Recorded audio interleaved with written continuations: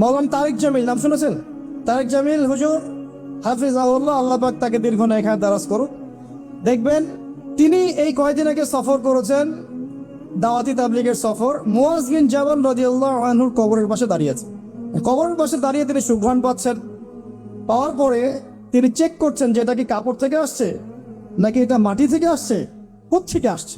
তখন তিনি চলে গেলেন, গিয়ে আবার একটা সফর করে পরের দিন আবার আসলেন। এসে দেখেন সেম ঘটনা। তিনি বলছেন যে এটা কোত্থেকে আসছে। খাদেম তিনি বলছেন যে 2 দিন আপনি এসেছেন, এটা তো আমরা যতদিন থেকে এখানে আছি প্রত্যেক দিন আমরা পাচ্ছি। আলহামদুলিল্লাহ। ইমাম বুখারীর নাম শুনেছেন? নাম শুনেছেন তো? সহিহ বুখারী কার কার পাশে আছে? মাশাআল্লাহ। একটা কথা বলে দেই, যারা বিগিনার, ইসলামে যারা বিগিনার প্র্যাকটিস করছেন নতুন, শুরুতেই সহিহ বুখারী হাতে নিয়ে পড়া শুরু করবেন না। কেন নসিহতটা করলাম এটা আপনি পরে বুঝতে পারবেন। মনে করেন আপনি মেডিকেল সায়েন্স সম্পর্কে জানতে যাচ্ছেন, শুরুতেই কি আপনি বড় লেভেলের কোনো বই নিয়ে বসবেন পড়তে? এটা কি হবে? আপনি গ্র্যাজুয়ালি আগাতে হবে। প্রথমে রিয়াদুস সালেহিনের মতো বই বা হাদিসে আরবাইন, বুলুগুল মারাম, মিশকাত, ফয়জুল কালাম, এই টাইপের বইগুলো পড়ে পড়ে আগে আপনি আপনার জ্ঞান গরিমাকে বাড়াবেন, আরবি শিখবেন, এবারত পড়া শিখবেন, নাহু সরফ জানবেন, তারপরে আস্তে আস্তে আস্তে উস্তাদের কাছে গিয়ে এগুলো পড়বেন। এবং এগুলোর মধ্যে সবকিছু বুঝতে পারবেন জরুরি না। অনেক কিছু আপনি বুঝতে পারবেন না, যেটা বুঝতে পারবেন না আলেম ওলামার কাছে গিয়ে জিজ্ঞাসা করবেন। একা একা পণ্ডিতি করতে যাবেন না। একা একা পণ্ডিতি করতে গিয়ে বহু মানুষ বিভ্রান্ত হয়ে গেছে। একা পণ্ডিতি করতে গিয়ে কেউ কেউ বলছে যে কোরআন মানি, হাদিস মানি না, বলছে না? অনেকে বলছে। অনেকে বলছে তাকদির বলতে কিচ্ছু নাই। অনেকে বলছে তাকদিরই সব, কর্মের কোনো স্বাধীনতা নাই। একটাও বলছে যে লা ইলাহা ইল্লাল্লাহ মুখে পড়লেই হবে, আমলের কোনো দরকার নাই। আরেকটাও বলছে যে কবিরা গুনাহ করলেই কাউকে হত্যা করা যায়। মানে মানুষ বিভ্রান্ত হচ্ছে। আবার নতুন একজন টাটকা এটা বলছে যে নবী সাল্লাল্লাহু আলাইহি ওয়াসাল্লামই শেষ নবী নন, আরো নবী আসতে পারে না। আউযুবিল্লাহ। একা একা পণ্ডিত হওয়া যাবে না, আলেম ওলামার সোহবত লাগবে। আলেম থেকে বিচ্ছিন্ন হবেন না। আমি যদি আপনাকে বলি যে আপনি কোরআন হাদিস জানতে চান, মনে করেন একটা এক্সাম্পল দিয়ে ওইদিকে যাচ্ছি, এদিকে মনোযোগ দেন। মনে করেন আমার এক ভাই নামাজ পড়তে এসেছে, আজকে ফজরের নামাজ ধরেন, তো রাতে সারা রাত ঘুম হয় নাই, সেজদা দিয়েছে, যখন সেজদায় ঘুমিয়ে গেছে বেচারা। এখন বেচারা ঘুম থেকে উঠে বলছে আমার নামাজ হলো কিনা, সেজদা তো ঘুম দিয়ে কাটাতা। এখন মনে করেন যে আমার কাছে যে বললো যে ভাই আমার নামাজটা কি হয়েছে কি হয় নাই, মাসালা কি হবে। আমি তাকে বললাম এই নেন কোরআন, এই নেন বুখারী, এই নেন মুসলিম, এই যে তিরমিজি, এই যে নাসাই, এই যে ইবনে মাজাহ, এই যে আবু দাউদ, সব হাদিসের বই দিয়ে দিলাম। দিয়ে বললাম বাসায় যান, পড়ে মাসালা দেখে নেন। বলেন তো এটা কি হবে?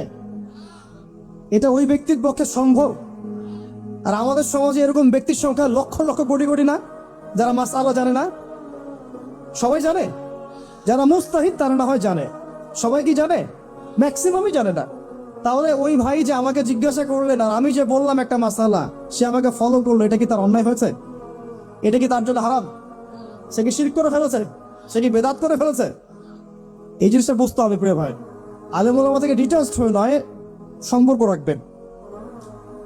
তো এটা গেল রাসূলের এক্সাম্পল দিলাম, দলিল দিলাম, মেরাজের রাতের গান আনাস বিন নাদর রাদিয়াল্লাহু আনহুর দলিলটা দিলাম। এরপর কি কোনো কারো ক্ষেত্রে এটা পাওয়া যায়? দলিল তো অনেক পাওয়া যায়, কিন্তু এগুলো কোরআন সুন্নাহর রেফারেন্স নাই, এই কারণে মানুষ বলতে পারে এটা তো কোরআনে নাই, হাদিসে নাই। রিনাউন্ড একটা দলিল হচ্ছে ইমাম বুখারীর ঘটনা। আমরা জানি তিনি হাদিসগুলোকে একদম বাছাই করে করে সহিহ হাদিসগুলোকে নিয়ে একটা কিতাব রচনা করেছেন, সংকলন করেছেন। তার ইন্তেকালের পরে তার যে কবর, সেখান থেকে মিশক আম্বরের গন্ধ আসা শুরু। এর রিনাউন্ড ঘটনা, সবাই জানে, জিজ্ঞাসা করে দেয়। বড় বড় সালাফি আলেমরাও তাদের অনেকের গ্রন্থের মধ্যে এটা এনেছেন। এরপরেও কি সম্ভব? এই যুগে কি এটা সম্ভব? মাওলানা তারেক জামিল নাম শুনেছেন? তারেক জামিল হুজুর হাফিজাহুল্লাহ, আল্লাহ পাক তাকে দীর্ঘ নেক হায়াত দারাজ করুক। দেখবেন তিনি এই কয়েকদিন আগে সফর করেছেন, দাওয়াতি তাবলীগের সফর। মুয়াজ বিন জাবাল রাদিয়াল্লাহু আনহুর কবরের পাশে দাঁড়িয়ে আছে। কবরের পাশে দাঁড়িয়ে তিনি সুঘ্রাণ পাচ্ছেন।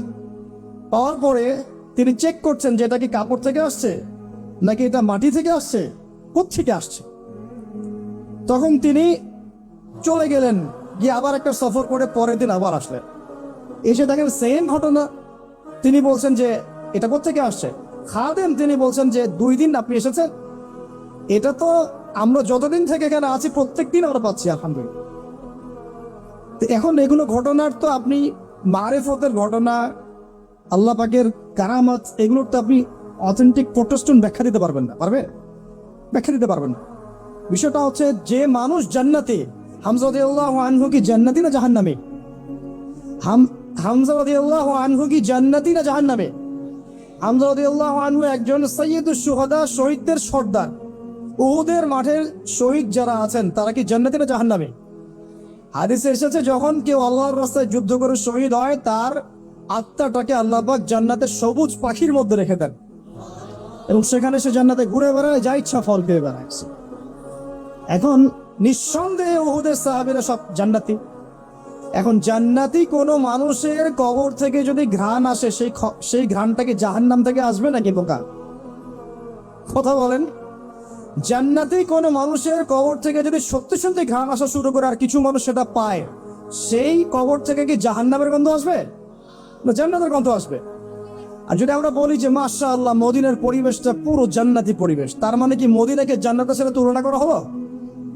কথা বোঝেন নাই? আমরা যদি বলি বাহ মদিনার পরিবেশটা মাশাআল্লাহ জান্নাত, আর এই কথার মধ্য দিয়ে কি মদিনাকে জান্নাতের সাথে তুলনা করা হয়েছে? কিসের সাথে কি মিলে তালগোল বাকি অনলাইন গরম করে আল্লাহ ভালো জান। আমি খুবই ইন্টেলেকচুয়াল লেভেল দেখে আমি খুবই হতাশ যে মানুষের ইন্টেলেকচুয়াল লেভেল এত নিচু হতে পারে। আর কোরআনে যে আল্লাহ পাক বলেছেন জান্নাত এমন জায়গা যা কোনো চোখ দেখে নাই, কোনো কান শোনে নাই, কোনো হৃদয় কল্পনা করে নাই, এই আয়াত কি আমরা জানি না? এই আয়াত আমরা জানি না?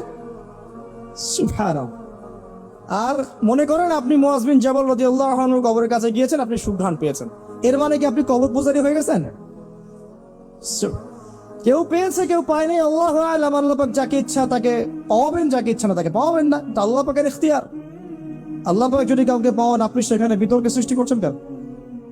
বড় বড় ইস্যু নিয়ে কোনো কথা নাই, পেট্রো ডলার নিয়ে দুটো কথা বলতে পারেন না, ইয়েমেনের বম্বিং নিয়ে দুটো কথা বলতে পারেন না, আরবের বিভিন্ন কারাগারে বড় বড় শায়েখরা যে কারাগারে পচে পচে মরছে তাদের নিয়ে দুটো কথা বলতে পারেন না,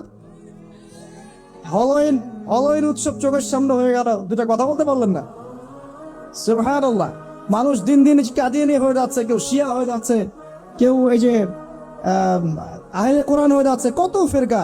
কথা বলার সুযোগ নাই, কথা বলার ইস্যু নাই, মানে দিনের সব কাজ করা শেষ, এখন এই ক্ষুদ্র ক্ষুদ্র বিষয়গুলো আমাকে দেখতে হবে। এখানে মূল বিষয়টা কি? মূল বিষয় হচ্ছে হিংসা। 1 নম্বর কি? হিংসা। 2 নম্বর পরশ্রীকাতরতা। 3 নম্বর অহংকার। এবং 4 নম্বর কিছু উপকার হলে, যুবকদের একটা ফ্লো সৃষ্টি হলে এটাকে থামিয়ে দেওয়ার চেষ্টা কর।